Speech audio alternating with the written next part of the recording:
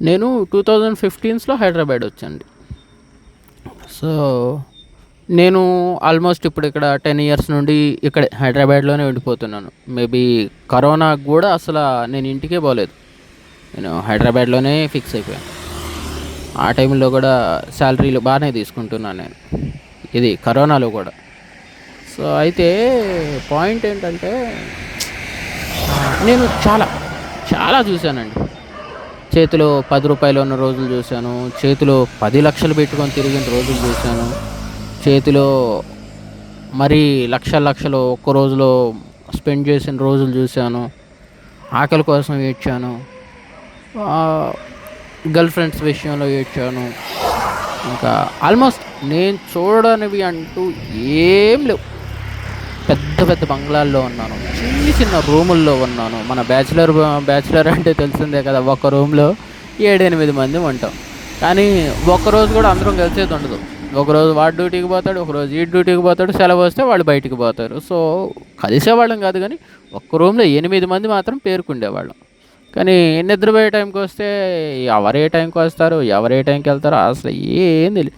So, అలాంటి రోజులు చూశాను. పెద్ద బంగ్లాలో ఒక్కడినే 3 రోజులు, 5 రోజులు కూడా ఇంకా అందులోనే చచ్చిన రోజులు చూశాను. సో, ఆల్మోస్ట్ నేను నా లైఫ్ గురించి నేను చూడనిదంటూ ఏం లేదు అని నా స్ట్రాంగ్ ఫీలింగ్ అనమాట. సో, అయితే అప్పుడేం జరిగిందంటే, నాతో పాటు కలిసి పనిచేసేవాళ్ళే తమ్ముడు ఒక 500 ఇవ్వా, తమ్ముడు ఒక 800 ఇవ్వా, తమ్ముడు ఒక 2000 ఇవ్వా, తమ్ముడు ఇంకా సో, ఇలా తెలిసిన వాళ్ళే అడుగుతూ పోయారనమాట.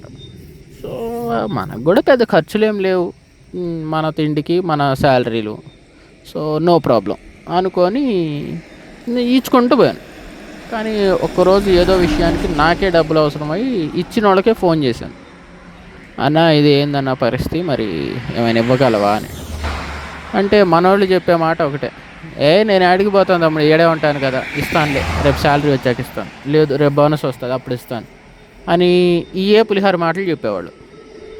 నాకు సరే ఒకళ్ళే అంటే తీసేయండి. ఓ 10 మంది దగ్గర నుండి కూడా సేమ్ ఆల్మోస్ట్ అలానే రిప్లైలు వస్తున్నాయి గానీ డబ్బులు రావట్లేదు. అరే! నా అవసరానికి వీళ్ళు ఆదుకుంటారనే కదా! సో, నేను వాళ్ళకి ఇచ్చింది.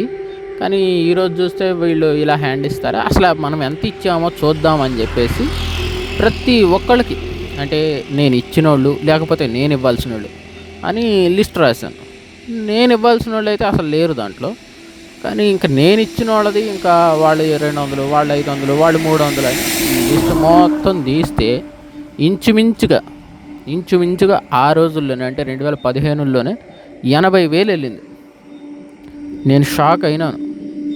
80,000 అంటే ఆల్మోస్ట్ నాదొక 5 మంత్స్ శాలరీ. సో, 80,000 వీళ్ళ మీద ఎలా వదిలేసాను అని చెప్పేసి ఇంకా ఒక్కొక్కళ్ళకి ఫోన్లు చేయడం మొదలెట్టాను. "అన్న అమౌంట్ ఇవ్వాలి కదా ఇచ్చేయండి. అన్న అమౌంట్ ఇవ్వాలి కదా ఇచ్చేయండి." అంటే ఇంక ఆ రోజుల్లో నాకు తెలిసి 300, 400 కూడా సరిగ్గా రాలేదు 80,000కి గాను. సో, ఇంక ఆ రోజే డిసైడ్ అయిపోయాను. మనిషిని నమ్మొద్దు.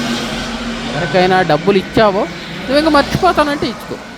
అంతేగాని వాళ్ళు ఇస్తారు, వాళ్ళు తీస్తారు అని మాత్రం ఇవ్వొద్దు అని ఫిక్స్ అయిపోయాననమాట ఇంక ఆ రోజే.